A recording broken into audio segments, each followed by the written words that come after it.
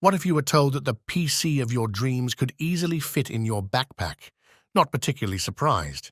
What if you were told that this PC would be as productive as its full-size counterpart? Still not there. What if this PC is cold and quiet and cheap? Okay. Stop now, peeps, listen up. Just watch this video and learn how to make this incredible PC. In this video, we will look at the process of building a mini ITX form factor PC and also find out if the rumors that such computers have performance problems are true. We will also check what happens to the temperatures inside such a small building. Take my word for it, it's terribly cramped inside this building.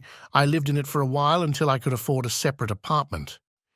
Even if all of the above is not so terrible, what about the noise of the fans?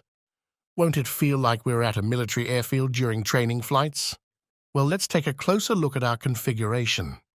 The Ryzen 5 5600 acts as a processor today. This is a 6-core, 12-threaded processor with a turbo boost frequency of up to 4.4 GHz.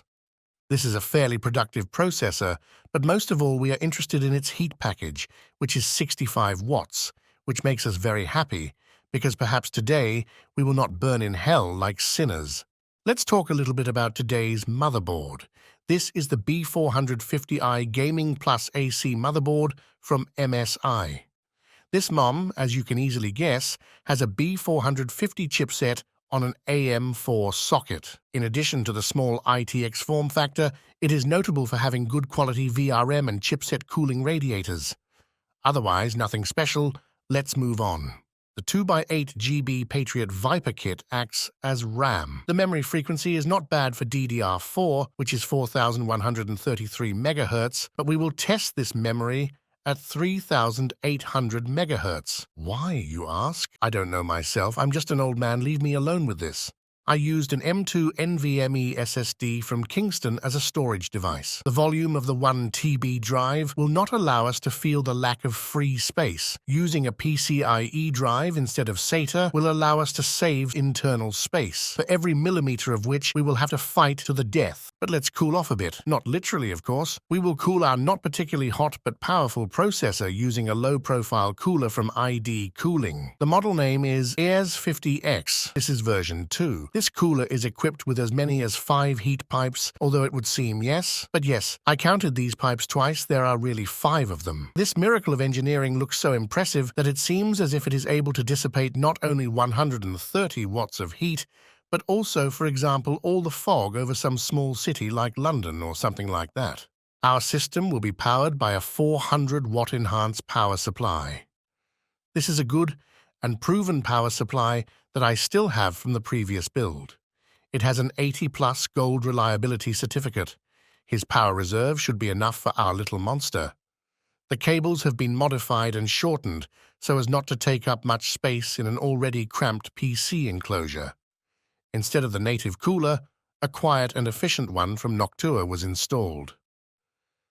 This fan will have to be powered from the motherboard. This must be taken into account during assembly. All this PC assembly somehow needs to fit into a very small K39 case, the volume of which does not exceed 5 liters. And believe me, there really is nowhere to turn around inside this PC case.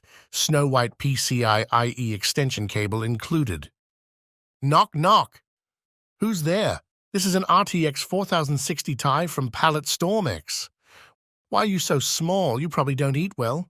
No, I eat normally, like my older brothers and sisters. Full format RTX 4060 Ti with 2 or 3 fans. Don't be fooled by my small size. I'm ready to kick ass at any game tonight.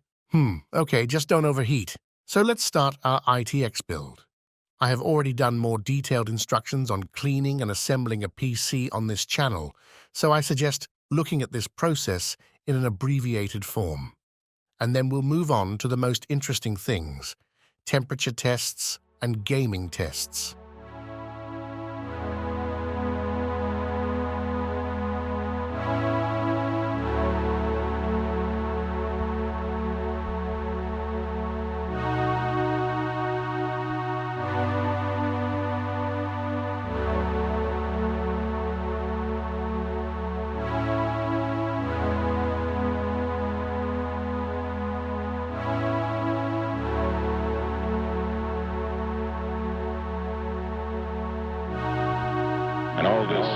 hocus pocus. This is supposed to be scientific.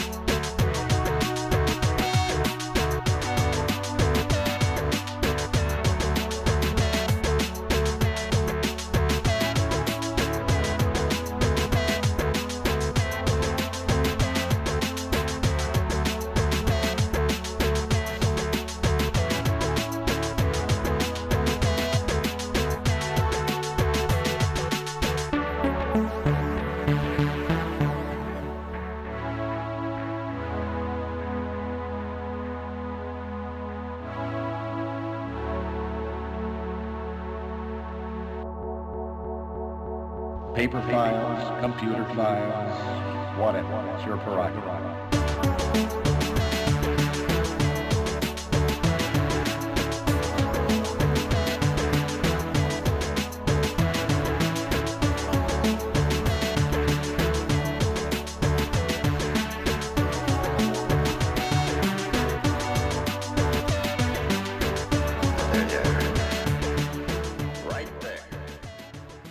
Now that our little AAA project killer is ready for battle, it's time to test it in real-world tasks, both working and gaming.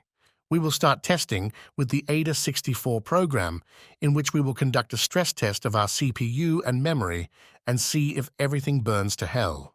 After running the stress test in AIDA64, I waited for the sake of decency for 10 minutes, and even a little more, in order to make sure that everything was okay with CPU temperatures, as well as with CPU frequencies, that the voltages on all power lines of our power supply unit were within acceptable limits, and I was very happy with the test results because the temperatures did not even rise to 70 degrees, which is very good. The other indicators that I mentioned earlier are also normal. If you are interested, pause the video and check it out. Before checking the performance in games, it was necessary to make sure that the graphics card was stable, that its operating temperatures were at least slightly lower than the temperatures on the surface of the sun. Off-screen, I adjusted the rotation curve of the graphics card fan and then launched a woolly rotating bagel. But Furmark couldn't surprise or upset me either. The temperatures of the video card did not exceed the psychological mark of 70 degrees, and this is in a closed PC case. This meant only one thing: time for game tests.